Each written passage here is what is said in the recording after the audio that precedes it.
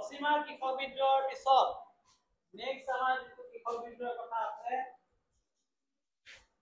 পটৰুঘাটৰ কৃষক বিদ্ৰোহ। পটৰুঘাটৰ কৃষক বিদ্ৰোহটো একেধৰণে গোটেই কৃষকসকলে কাৰ্য ব্যৱস্থা কাৰ্যসূচী গ্ৰহণ কৰিছিলে, তেওঁলোকৰ দাবী উত্থাপন কৰিছিলে, ৰাইজে অনুষ্ঠিত কৰিছিলে, বিভিন্ন স্থানৰ পৰা আহি একত্ৰিত হৈছিলে ব্ৰিটিছৰ বিৰুদ্ধে, তেওঁলোকৰ দাবীবিলাক উত্থাপন কৰিছিলেহি। একেই ৰাইজৰ প্ৰস্তুতি হৈছিলে, পুলিচৰ আগমন হৈছিলে, সংঘৰ্ষ হৈছিলে, বিচনা হৈছিলে, মৃত্যুৰ সংখ্যা কিমান হৈছিলে, গ্ৰেপ্তাৰ কোন হ'ল, বিচাৰ ব্যৱস্থা শাস্তি কান্দিলে, মৃত্যুৰ প্ৰভাৱ কেনেকৈ পৰিলে, এই পইণ্টবিলাকৈ ইয়াত আলোচনা কৰা হয়। প্ৰতিটো কৃষক বিদ্ৰোহৰ পটভূমি একেই, ৰাজমেল অনুষ্ঠিত হয় প্ৰথমতে, তাৰপিছত ৰাইজৰ সিদ্ধান্ত হয়, প্ৰতিবাদ হয়, পুলিচ আহে, আক্ৰমণ হয়, কোনোবা মৰিব, আলোচনা হ'ব, গ্ৰেপ্তাৰ কৰে, বিচাৰ কৰে, শেষত জেললৈ পঠায়।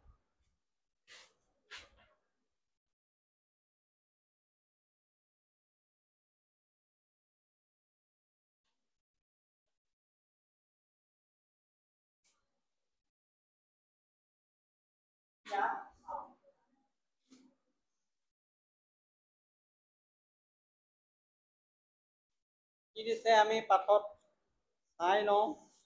তাৰপিছত উত্তৰ কামৰূপৰ কৃষক বিদ্ৰোহৰ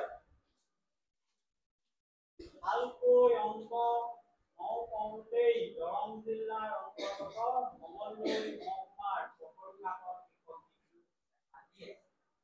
এই পটৰুঘাট পাৰফেক্ট ক'ত আছে আমি গম পাওঁ।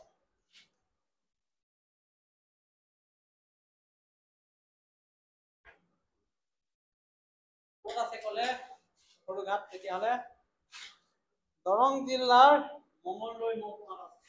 তাতো কৃষক বিদ্ৰোহে দেখা দিছে। বিশেষকৈ ৰঙিয়াৰ অসীমাত দেখা পালোৱে কৃষক বিদ্ৰোহ। একে সমান্তৰালকে দৰং জিলাৰ পটৰুঘাটতো কৃষক বিদ্ৰোহ আৰম্ভ হৈছিলে। আৰু কি কম সময়তে বিভিন্ন অঞ্চললৈ বিদ্ৰোহ বিয়পি গৈছে। ইয়াৰ ৰাইজে কি কৰিলে? 1894 চনৰ জানুৱাৰীৰ মাজভাগৰ পৰাই ৰাইজমেল পাতি সিদ্ধান্ত ল'লে খাজানা বৃদ্ধিৰ প্ৰতিবাদ কৰা। লগতে খাজানা সংগ্ৰহ কৰিবলৈ অহা সকলোকে বাধা প্ৰদান কৰিব, এনেকুৱা ধৰণৰ কাৰ্যসূচী গ্ৰহণ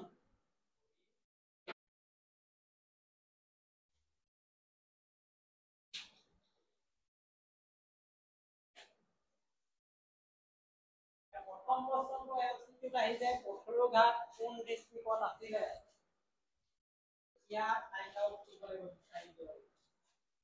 দৰং, মঙলদৈ,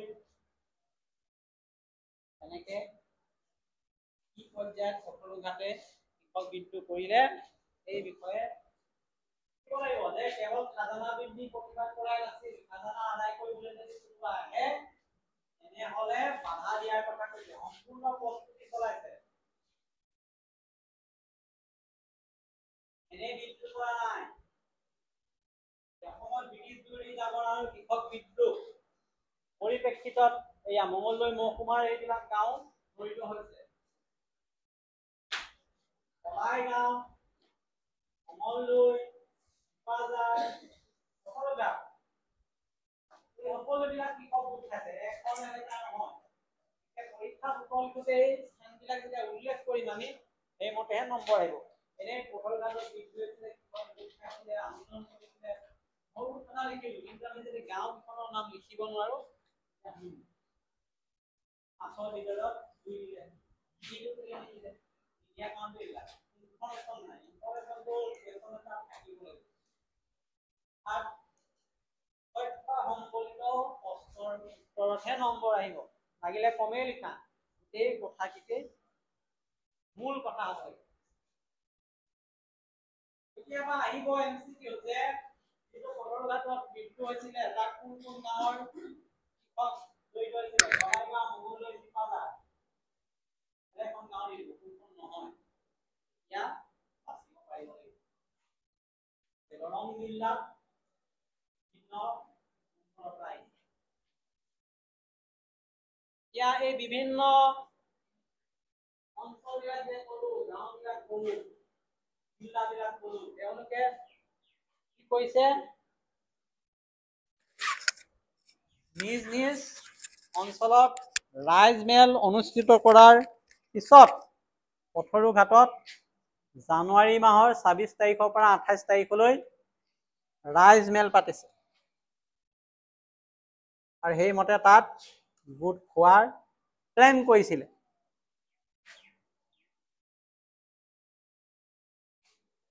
গতিকে ৩ দিনীয়া ৰাইজমেল, এদিন দুদিন নহয়, আৰু তাত বৃহৎ এটা এলেকাৰ পৰা কৃষকসকল গোট খাব।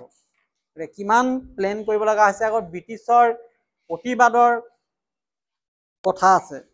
ব্ৰিটিছে অলৰেডি শাসন কৰি আছে, এনেকুৱা এটা শক্তিশালী শাসন ব্যৱস্থাৰ বিৰুদ্ধে বিদ্ৰোহ কৰিব, সেই মানুহখিনি কিমান সাহসত ওলাই আহিছে। আৰু তহচিলদাৰসকলৰ পৰা এই কথাবিলাক কোনে গম পালে, ৰাইজমেলৰ প্ৰস্তুতি খবৰ ইতিমধ্যে মহকুমাধিপতি জিলাধিপতি জে.ডি. এণ্ডাৰছনে গম পালেই। এইটো গোপন হৈ নাথাকিলে।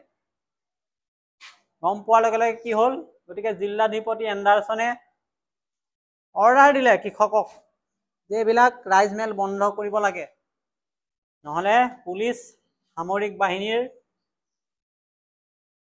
ফৌজ গৈ আছে, খবৰ দিছে আপোনালোকে ৰাইজমেল বন্ধ কৰক। আৰু পুলিচ অধীক্ষক J.R. বেৰিংটনৰ সৈতে ২৬ তাৰিখে পথৰুঘাটলৈ যাত্ৰা কৰিলেই আৰু ২৭ তাৰিখে তাত উপস্থিত হ'ল। গতিকে ব্ৰিটিছে অতি সোনকালেই ব্যৱস্থা ল'লে, পথৰুঘাটৰ বিদ্ৰোহ দমন কৰি পুলিচ অধীক্ষকক পঠাইছে। এণ্ডাৰছন জিলাধিপতি আৰু ২৬ তাৰিখে গৈ ২৭ তাৰিখে উপস্থিত হ'ল গৈছে।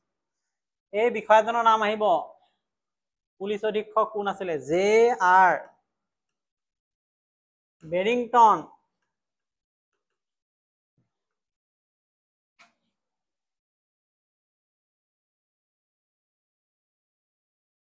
এতিয়া ব্ৰিটিছে কি কৰিলে, যিবিলাকে সিদ্ধান্ত লৈছিলে যে খাজানা নিদিয়া, এইবিলাক পুলিচ মিলিটাৰী আহি সিহঁতৰ সম্পত্তিয়ে বাজেয়াপ্ত কৰি দিলে, অধিগ্ৰহণ কৰিলে। আৰু এই কাৰ্যই কৃষকসকলৰ মাজত আৰু অসন্তুষ্টি বৃদ্ধিহে কৰিলে। প্ৰায় ২০০ জন লোকে সম্পত্তি বাজেয়াপ্ত কৰিবলৈ যোৱা ব্ৰিটিছৰ বেৰিংটন চাহাবক আগুৰি ধৰে বুলি কৈছে। এই সংখ্যাটো ২০০।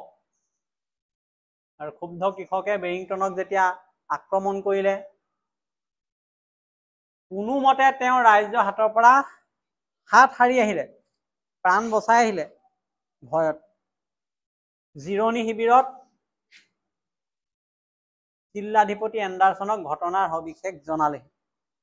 বেৰিংটনে মুখামুখি হ'ব লগা হৈছিল এই কৃষক বিদ্ৰোহৰ, আৰু ২০০ মানুহে তেওঁক আক্ৰমণ কৰিবলৈ চেষ্টা চলোৱাত প্ৰাণে মৰাৰ ভয়ত আহি পেলাই জিলাধিপতিৰ ওচৰ পালেহি, এণ্ডাৰছনৰ ওচৰ। আৰু এই বিষয়ে এণ্ডাৰছনক জনালে।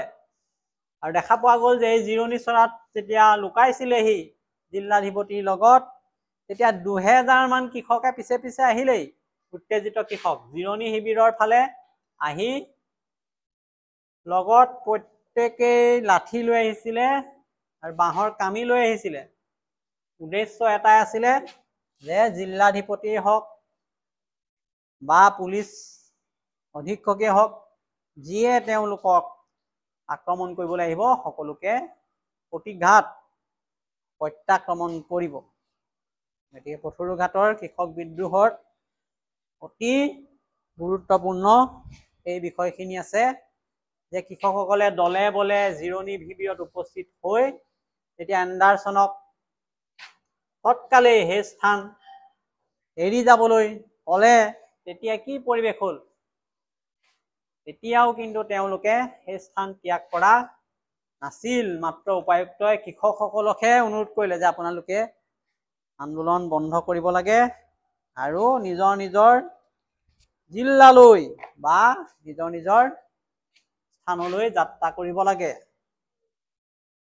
তাকে কোৱাৰ পিছতো যেতিয়া কৃষকবিলাক আঁতৰি নগ'ল, এণ্ডাৰছনে পুলিচ অধীক্ষকক শক্তি প্ৰয়োগ কৰি সিহঁতক আঁতৰাই নিবলৈ নিৰ্দেশ দিছিলে। গতিকে এইডোখৰলৈকে আমাৰ এইটো আলোচনা শেষ হৈছে। বাকী যিসকল আছে সেইখিনি নিজে নিজৰ ধৰণে আলোচনাৰ বিষয়বস্তুৰ লগত মিলাই সামৰি ল'বলৈ চেষ্টা কৰিব লাগিব।